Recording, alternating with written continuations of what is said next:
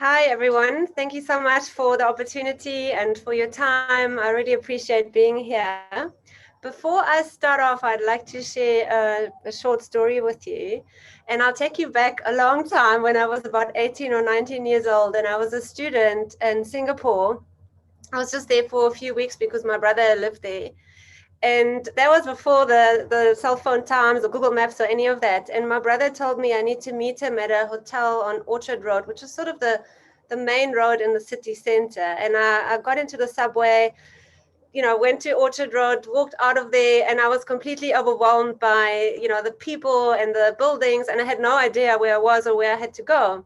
So there was one like really friendly elderly looking Chinese man that I sort of thought, well, let me just ask him for directions. And he was very friendly and he smiled and he sort of pointed behind me and I started walking and sort of and it was really hot, so anyone who's been to Singapore, it's quite hot and humid there. So I was walking in mid sunshine, and after I don't know, it felt like an hour, but it probably was just 2-3 kilometers. I realized, geez, I'm completely lost. I'm wrong.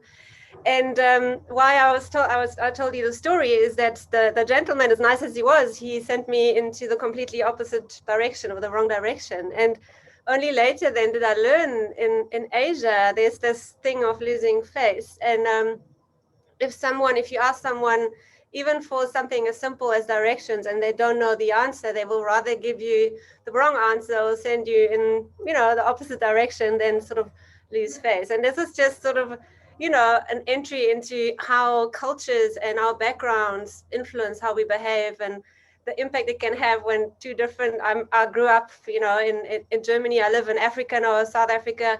So our backgrounds impact the way we behave quite drastically. And when we have different cultures working together, and specifically when we then need to comply to things like security or other things, that has an impact, and it has a massive bearing on how do we change people's culture. So yeah, just a little anecdote there. My name is Anna Collard. I am from Cape Town, South Africa. I'm currently the SVP for Content Strategy and Evangelist for a company called Know Before Africa. Before that, I founded a company called Popcorn Training, and we were sort of a small specialized cybersecurity awareness or content creation team, and we were acquired by Know Before in 2018. And what I'd like to do in the next, I think I have about 30 minutes, is take you through what security culture really means. Like, how do we define security culture? And also share some interesting research results along the way. And then hopefully we've got time in the end to also share some best practices on how can we improve security cultures. So Forrester, it was about in the beginning of this year or end last year, they've conducted a survey across probably about 1,200 security professionals. So those are people, CISOs like yourselves and risk managers, anyone working in the industry. And they asked them about security culture and, the benefits of that in their organizations. And what was quite positive is that nearly all of them, or 94%, responded with the fact that having a positive security culture is not just beneficial to let's call it the risk management or the security team or objectives of the company, but to their overall business objectives. So for example, having a positive security culture means that, clients' trust will go up, reputation will go up, and just general business benefits will be obtained. So that's great. But then the next question that was asked in this survey, and I'd like to actually ask you, the participants, to think to yourself, how do you define security culture? Like, if you think of security culture, what comes into your mind? And this is exactly what they asked these professionals. And what's interesting is that even within our industry, we got 759 different unique definitions for security culture. So even the security professionals can't agree on one common sort of description of what security culture really means. And roughly the answers, were categorized in either compliance to policies, awareness, security is everyone's responsibility, is it embedded in the organization? But literally every person has a slightly different definition of what does security culture really mean. So if we look at what the sociologists or the people that define cultures in general, how they define an organizational culture, and this is different to how we behave at home. So it's really how we behave within the context of a group or at work. And the way they define it is they look at the ideas, which is sort of our beliefs, the customs, what we do every day, and our social behaviors of an organization. That defines your organizational structure. And then from a security point of view, we can apply the same concept and just sort of apply to any ideas, customs, or social behaviors that influence the security. That is roughly what security culture defined means. But that still is, it's a little bit fluffy. And so what this company from Norway called Culture, what they have done is they actually scientifically defined different categories or 7 dimensions that make up a security culture. And those dimensions have been in the sociology sciences, they've been measured over the last 30 years. So those are not new concepts, and they can be scientifically measured or sort of, reviewed and compared against. So that the 7 dimensions that they look at and that help to define as a organizational culture is the attitude. So that's really, what do people think about security? Do they have a positive or negative attitude towards it? Their behaviors, that's obviously what they do on a daily basis. For example, the type of passwords that they use. Cognition talks to the level of awareness and understanding. Communication refers to how does the company communicate security concepts. How is awareness done? How do, let's say, leaders communicate security principles? Compliance is all about your policies and your written rules, and then the norms are your unwritten rules. So in every organization, there are these things that people just do, even though they're not written anywhere, because that's the norm. That's what we ought to be doing. And then lastly, responsibilities refers to the level to which people feel accountable that they play a part in the overall security culture. And often I know that from personal experience, that is one of the major issues in a lot of the organizations, that the people, the end users, it's a terrible word, but the people feel, no, well, security is the IT department's problem or the security team's problem. That's why we have a security team. It's not me as the end user's problem. And that is sort of a shift that needs to be addressed in any cultural change management program. So what is interesting now, when you have these like sort of scientifically, or the scientific method to define and measure these categories or these dimensions, we can now do research across different industries and countries and regions. And the 2020 report has just come out, and obviously, there's no surprise here that the sort of banking and financial services industry they're like the sort of top performers. And then at the bottom of the scale, in terms of really poorer cultures, is the education industry, that is something that is quite concerning, I guess, specifically, with the fact that we all had to move to online schooling and everything going digital, etc. So the lowest scorers in terms of norms or the unwritten rules, interestingly enough, the legal industry as well as the education sector.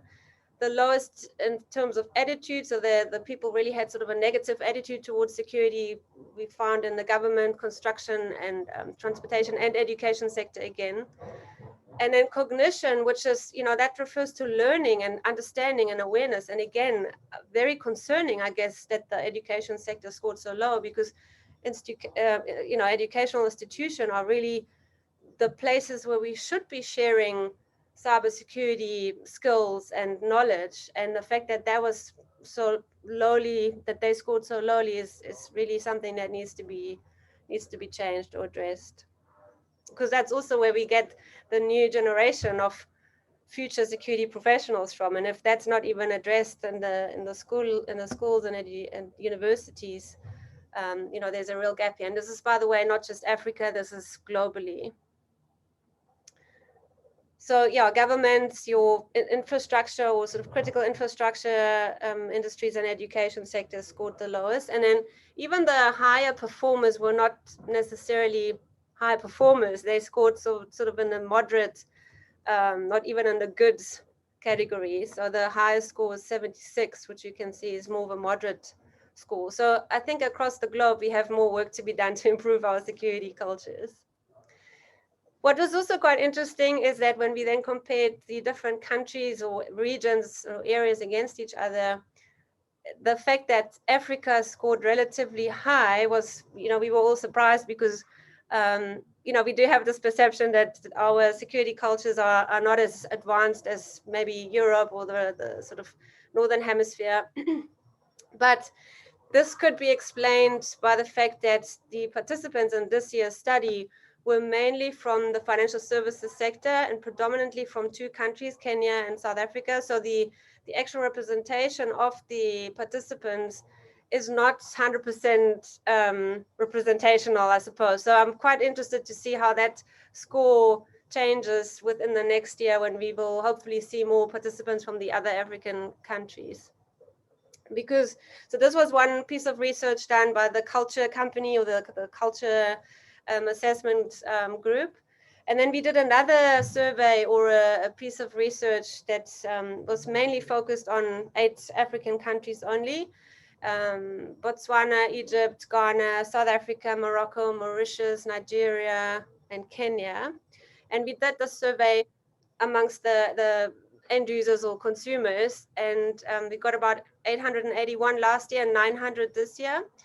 And what was interesting was, which is also again something to take into account when we're dealing with an African culture, African audience, is that WhatsApp is one of the major communication channels that is being used, not just in the private lives, but for work as well. So we've asked the respondents, which applications do you use for work? And yes, email is still sort of at 86% at the top, but 85% of the people are using WhatsApp. And then in their private lives, you can see, email is nowhere, it's just all WhatsApp. An average of 96%. In Kenya, I know, and maybe all the Kenyans that are on the line can confirm, that number is actually 99%. So it's very difficult to get anything done on email, but WhatsApp, that's where you get a hold of people. And that's important to take into account, because a lot of sort of international organizations, and I work for an American head office base, they don't, for them, WhatsApp doesn't even feature on the roadmap, whereas this whole continent here is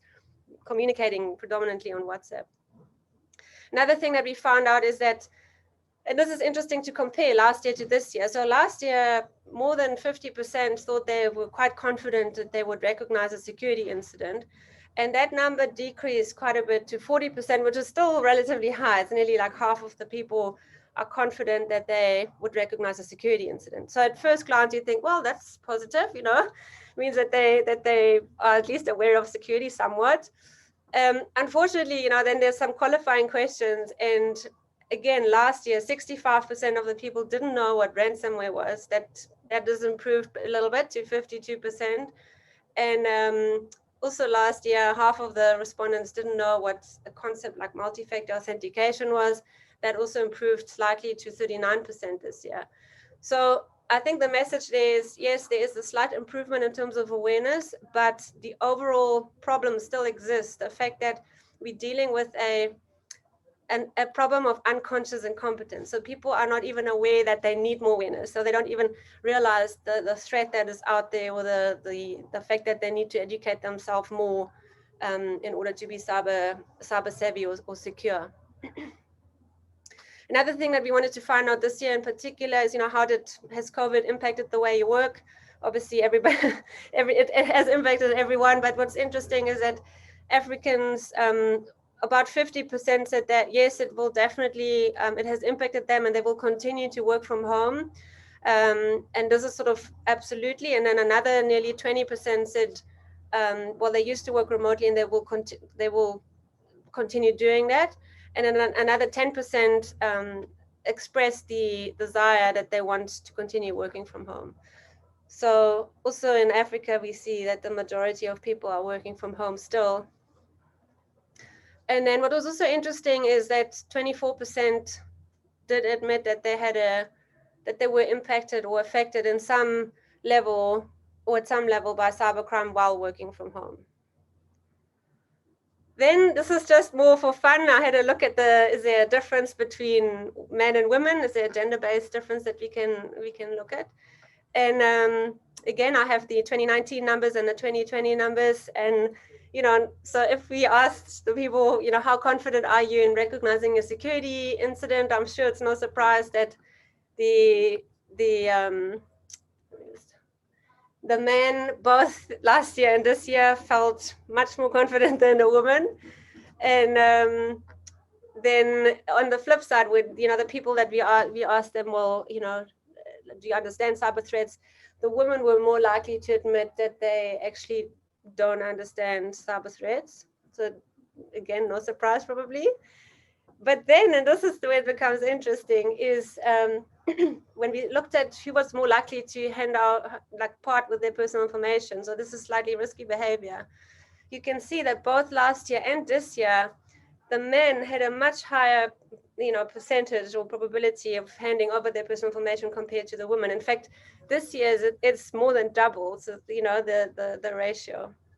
So that is, I find that quite interesting, and it also correlates with the results of other research reports that do say men generally, they think they know more about cybersecurity, but when it comes to the behavior, it's actually the women who are more cyber savvy or more sort of risk averse.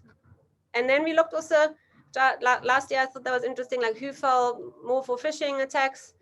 And again, last year the men scored slightly worse compared to the women, but this year the results were the other way around, or sort of the same, 28% and 29%. So there's no real difference in terms of phishing victims. So that's just a bit of fun, but I think the message really is, in terms of Africa, we're looking at like a ticking time bomb. That's how I call it, because on the one hand side, we have this massive digitalization growth and 500 million of people coming online. We're basically doubling the amount of internet users in the next 2 years.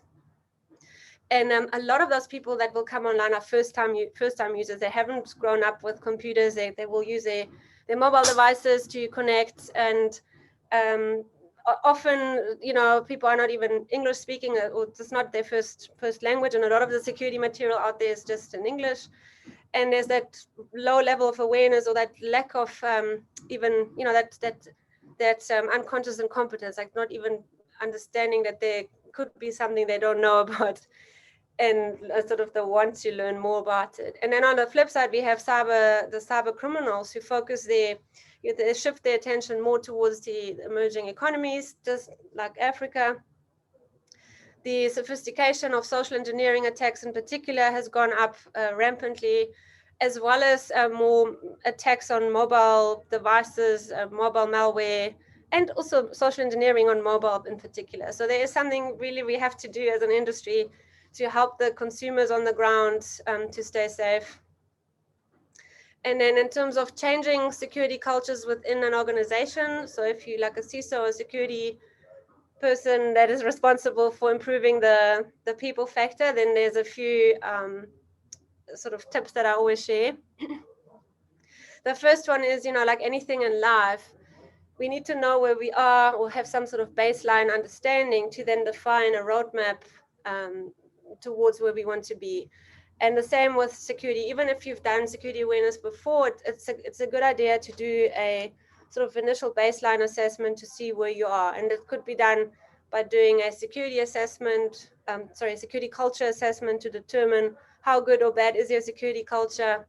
You could do a security proficiency assessment to identify where are the sort of gaps within the different groups or amongst the people in terms of knowledge. And then also something like a phishing simulation exercise gives you a good indicator of how good or how bad the security awareness in the organization is. Generally, when we go into an environment for the first time, excuse me, then the hit rate in terms of like mock phishing simulations is 30%. So 1 out of 3 people will fall for a phishing attack. And then that's something that one can, you know, work towards improving, or taking that graph down. The other tip that we always share is, you know, like humans, or as people, we can only change so many behaviors per year. I mean, actually, or habits, you know, we're actually quite difficult, like sort of creatures of habit. We don't like change too much. And also we don't like being bombarded with too much information because essentially nothing sticks. So it's really important to identify your key security behaviors that you want your people to, to display or to change towards, and then focus on those, and rather, cut the rest and just keep it focused on those 2-3 key messages. And then if we look at, in terms of there's different reports. Interpol just released one about the biggest impact of cybercrime during the pandemic, and I think 60% of the scams and the fraud were related to phishing and social engineering attacks. So social engineering is definitely one of the number one threats we need to educate our people about. I think the other kind of theme that is quite topical is credential stuffing, or good sort of password or authentication hygiene. That's an important one, but I wouldn't throw the whole security policy in your training program. That just overloads people and results in cognitive overload.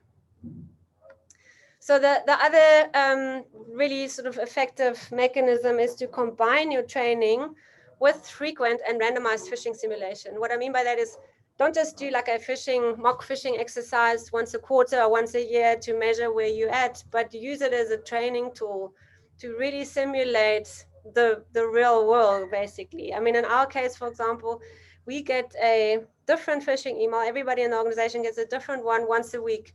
And that in a way gamifies the experience, because if I know that, and it has happened, by the way, if I know that I receive a phishing email from the IT department, then I have to go and do remedial training, which, in my case happens to be the training we've created. So I really don't want to do that. So I look at every email that comes in really, really carefully, because I know that those guys want to catch us out, So it really changes behavior, because that vigilance that we want people to live on a daily basis. This is what happens, not just because they're worried about the real attacks, but because they don't want to be caught out by their security teams.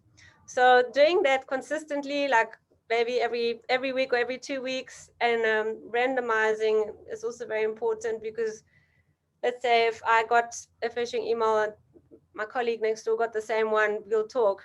So it's important to have different ones for different audiences.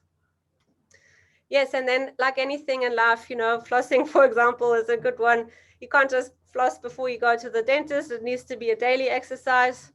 And the same with security awareness. So we can't just do an annual kind of big day, or only October Awareness Month. We have to do continuous sort of reminders and exercises to really change the behavior or the culture over time.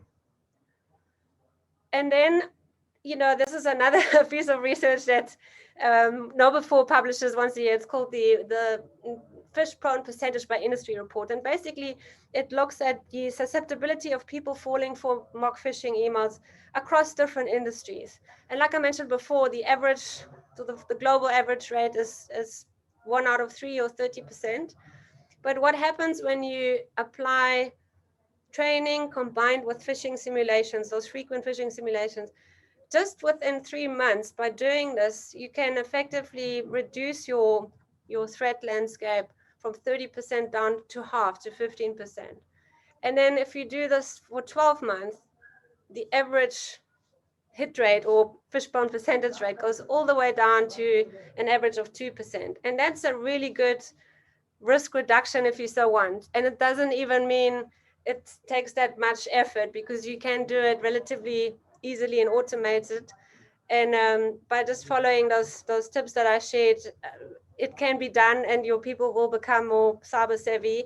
And I think the benefit there is not just for us as an organization to keep the organization's information safe, but also for them at home and their families and their friends. So the more they learn, and I guess this is another tip, by the way, I'm always sharing, is if we can provide content that is personally relevant and interesting to their families at home, people are much more engaged and willing to pay attention, and then change their behavior at home as well as at work. And that's that sort of, multiplier benefit, that we change the continent, we make the continent safer if we change one person, and they then can influence their families. So I guess like in terms of summary or key takeaways, it's important to define what security culture really means. Also in the context of your own organization. I know every company is different. You may have different cultures even within the teams. I know that the IT departments, for example, are often very different culture-wise compared to the finance department. So it's important to have different content for these different mini cultures within the organization. If you're a global organization, very important to keep in mind the differences in terms of the countries and the kind of cultural backgrounds that people are coming from. And then important to change and sort of measure your security cultures. It's important to make I suppose the responsibility of security no longer just the IT or the security team's problem. It is something that we all have to participate in and well, I suppose, take accountability for. And then lastly, if you apply the right levers, if you apply techniques such as ones I shared, also another important one is, for example, getting your executives or your leaders involved. People do look at what their leaders and their peers are doing, and that doesn't necessarily have to mean like a massively expensive campaign. It could just be interviewing your execs for 1 minute on video and have them share how they keep safe at home, and that really sends a strong message to people, and it's very relevant to them, and it shows sort of commitment from the top and the importance of security, and it's a very cost effective and simple method of influencing people. And yeah, if you do that, you will see results relatively quickly. And I think that's really my message, is to keep on going. It's like flossing. It's something we have to do, but it is not that complicated if we do it the right way. Thank you very much. That's all from me, and I look forward to the questions. If you reach out to me on LinkedIn or on Twitter, I'm very happy to get in touch and discuss this further. I'm excited about or passionate about this topic. And yeah, that's it from me. Thank you. Let me just see if there are any questions.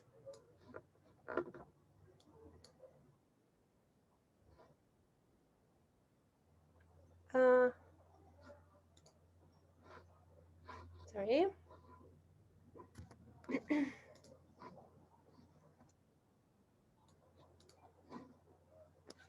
Yeah, I need to stop sharing my presentation to get to the questions. Okay, the first question was, do you operate any cyber ranges that could help raise awareness amidst non-technical users? I think if I understand the question correctly, is operate any cyber ranges or any cyber topics that could help raise awareness amidst non-technical users.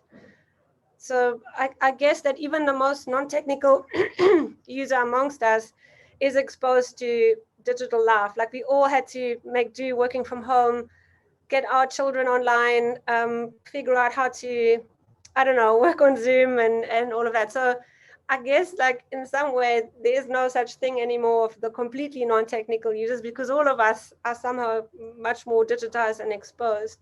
So for them, like the ones that are really highly non-technical, it's even more important to just teach them some basics like, password use, or what two-factor authentication is, how to set up your router at home, which by the way is quite complex for a very non-technical person. So you really need to start with the basics, like if they have a Microsoft computer, how to go to ipconfig and figure out what your, like your gateway IP address is to connect to the router. So it really has to start there at the most basic level, as if you had to teach your grandmother or your 10-year-old this kind of topic. And it's important to have this content available, because you'd be surprised, but there's a lot of people that are at that level and they need to be equipped.